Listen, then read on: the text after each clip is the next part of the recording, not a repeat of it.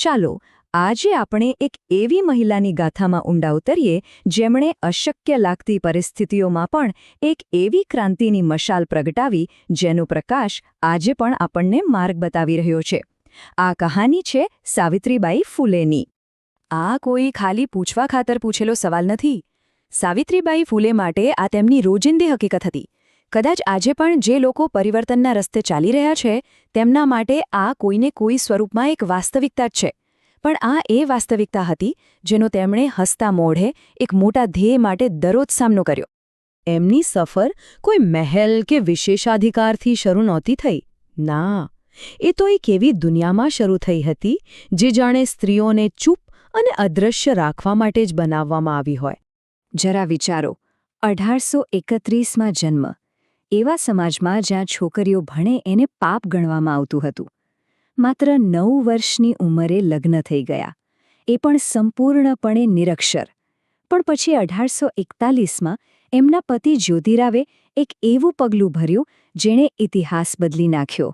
એમણે સાવિત્રીબાઈને ઘરે જ ભણાવવાનું શરૂ કર્યું।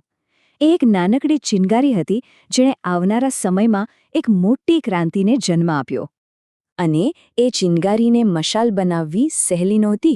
એનો મતલબ હતો કે પોતાની સુરક્ષિત દુનિયામાંથી બહાર નીકળીને આખા સમાજના રોષ અને ગુસ્સા સામે એકલા ઊભા રહેવું। અને પછી આવ્યું વર્ષ 1848। માત્ર 17 વર્ષની ઉંમરે સાવિત્રીબાઈએ એ કરી બતાવ્યું જેની કોઈએ કલ્પના પણ નહોતી કરી। એમણે પુણેમાં છોકરીઓ માટે ભારતની પહેલી શાળા ખોલી। સમજો, આ ખાલી એક સ્કૂલ નહોતી, આ તો સદીઓ જૂની રૂઢિવાદી વિચારસરણી સામે ખુલ્લો વિદ્રોહ હતો। એમણે એક એવી લકીર ખેંચી હતી જ્યાંથી પાછા વળવાનો કોઈ સવાલ જ નહોતો। પણ આ વિદ્રોહની કિંમત ચૂકવવી પડે। વિરોધ માત્ર વાતો કે ટીકાઓ પૂરતો નહોતો, એ તો રોજનો શારીરિક અને માનસિક હુમલો હતો, જેનો એક જ હેતુ હતો એમના જુસ્સાને તોડી નાખવાનો, કંઈક એવું જ જે કદાચ આજે પણ પરિવર્તન લાવનારાઓને સહન કરવું પડે છે। એમની દિનચર્યા જ એમના સંઘર્ષની કહાની કહે છે। રોજ ઘરેથી નીકળવાનું, રસ્તામાં લોકો પથ્થર, છાણ અને કાદવ ફેંકે, ગંદી ગાળો બોલે, આ બધું સહન કરીને શાળાએ પહોંચવાનું। અને પછી પોતાની સાથે લાવેલી બીજી સ્વચ્છ સાડી પહેરીને જાણે કશું જ બન્યું ન હોય એમ છોકરીઓને ભણાવવાનું શરૂ કરી દેવાનું। એ વધારાની સાડી ખાલી કાપડનો ટુકડો નહોતી, એ તો એમના અડગ સંકલ્પનું બખ્તર હતી। પણ સાવિત્રીબાઈની લડાઈ ફક્ત શિક્ષણ સુધી સીમિત ન રહી। એ બહુ જ જલ્દી સમજી ગયા હતા કે સમાજમાં જાતિવાદ અને પિતૃસત્તા જેવા અનેક દાનવો એકબીજા સાથે જોડાયેલા છે, એટલે એમની લડાઈ એક સંપૂર્ણ યુદ્ધમાં ફેરવાઈ ગઈ। એમણે એક સાથે અનેક મોરચે જંગ છેડી દીધી। વિધવાઓના વાળ કાપી નાખવાની ક્રૂર પ્રથા સામે અવાજ ઉઠાવ્યો।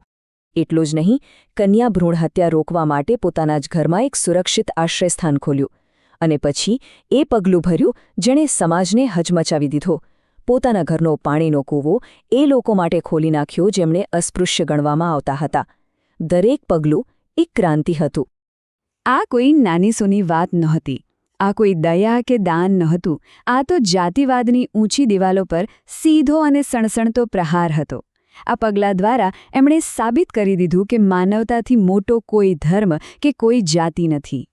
એમની આખી જિંદગી એક સંઘર્ષ હતી, પણ એમની અંતિમ લડાઈ શબ્દો કે વિદ્રોહથી નહોતી લડાઈ, એ તો નિસ્વાર્થ સેવા અને કરુણાનું એક અંતિમ ઉદાહરણ હતી। 1897માં જ્યારે ભયંકર પ્લેગ ફાટી નીકળ્યો ત્યારે મોટાભાગના લોકો પોતાના જીવ બચાવી રહ્યા હતા, પણ સાવિત્રીબાઈ એ પોતાનો જીવ જોખમમાં મૂકીને બીમાર લોકોની સેવા કરી રહ્યા હતા। એ જાતે દર્દીઓને ઉંચકીને હોસ્પિટલ પહોંચાડતા હતા। અને આવી જ રીતે એક બીમાર બાળકને લઈ જતી વખતે એમને પોતાને પણ આ રોગનો ચેપ લાગ્યો અને એમણે બીજાની સેવામાં પોતાનું સર્વોચ્ચ બલિદાન આપી દીધું। આ માત્ર એક વાક્ય નથી, આ સાવિત્રીબાઈનો આપણને સૌને મળેલો વારસો છે, એમનો સંદેશ છે। આજે જે કોઈ પણ એક સારી દુનિયા માટે, એક સાચા પરિવર્તન માટે લડી રહ્યો છે, એ દરેક માટે આ શબ્દો એક મંત્ર જેવા છે। સાવિત્રીબાઈનું જીવન આપણને યાદ અપાવે છે કે સંઘર્ષ ભલે ગમે તેટલો મુશ્કેલ હોય, રસ્તામાં ભલે ગમે તેટલા પથ્થર અને કાદવ આવે, પણ સત્યના માર્ગ પર ચાલનારનો સંઘર્ષ ક્યારે વ્યર્થ જતો નથી।